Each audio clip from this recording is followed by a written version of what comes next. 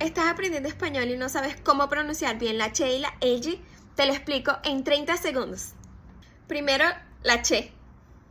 En español suena como en chocolate, chico, igualzinho ao chico do português. Ahora, la letra elle.